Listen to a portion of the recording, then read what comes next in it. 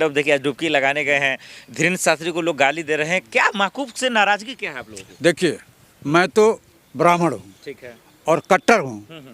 कट्टर शब्द लोगों को बड़ा बुरा लगता है। बिल्कुल 24 कैरेट का ब्राह्मण हूँ।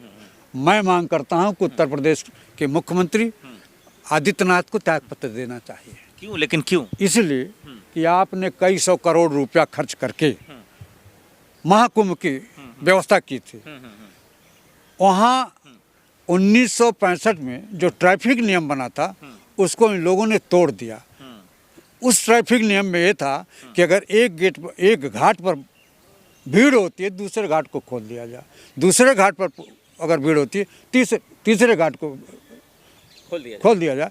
लेकिन इन लोगों ने उस की ट्रैफिक नियम का पालन नहीं माफी मांग लिया ना सर? आप बताओ, रोने लगे, माफी मांग लिया। आप बताओ, ये तो घड़ियालू आंसू है। अच्छा, ये दिखाने के लिए आंसू है कि उनको बड़ा दुख है।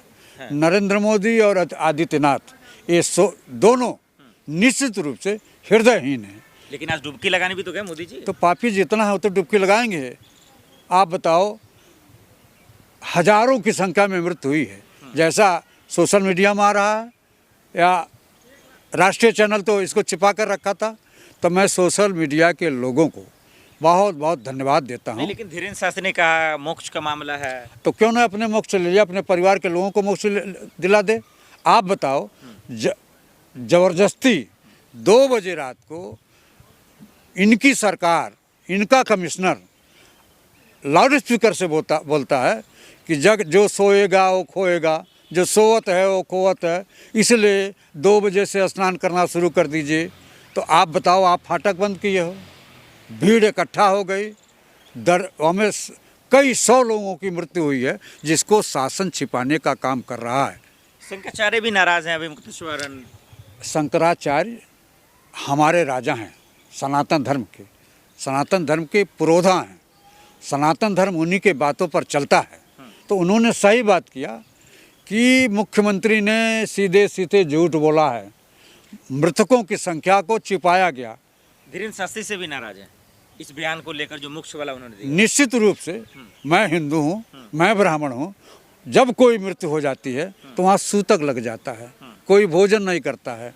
और हमारे शंकराचार्य जो हमारे सनातन धर्म के रखवाले हैं, चारों शंकराचार्य हमारे सनातन धर्म के रखवाले, इन्हीं की बात पर हम काम करते हैं। बिल्कुल होना भी चाहिए। और जब मृतकों की संख्या 8 आज तक नहीं बताया गया, क्या कारण है? नहीं, लेकिन योगी जी तो कह रहे हैं उनके चाहने वाले लोग कि भाई ये तो शुक्र मनाइए खुदा का, भगवान का, कि बीजेपी की सरकार थी कि इतने लोग मरे। अगर कांग्रेस की होती तो लाशें बीत जाती। जब बीजेपी की सरकार आई है, अब मैं इनको और आपको इनके किए हुए कार्यों को मैं अयोध्या मंदिर तक ले जाता हूँ।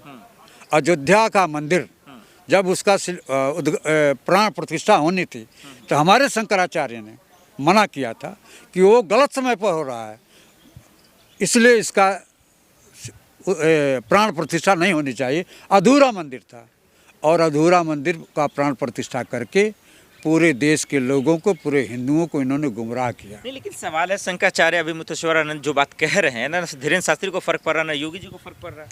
ये सब दोगले लोग हैं। इन समूह की बातों पर तो हमारा हिंदू समाज आ गया। इन्होंने बुलाया, आइए, करोड़ों रुपया खर्च करता हूँ। लेकिन हिंदू धर्म के अनुसार जब भी गंगा माता का स्नान लोग करने जाते थे, कोई बुलावा नहीं आता था। सब लोग स्वेच्छा से 1 महीना वहाँ कल्पवास करते थे। इन सबों ने इन सारी व्यवस्थाओं को चौपट कर दिया। मैं भारत सरकार से मांग करता हूँ आपके माध्यम से कि इनका क्या नाम है, इनका धीरेन्द्र शास्त्री को गिरफ्तार किया जाना चाहिए, उनके ऊपर मुकदमा चलना चाहिए। उन्होंने हिंदू जनमानस को गुमराह करने का प्रयास किया, जो निहायत ही गलत है। बहुत शुक्रिया।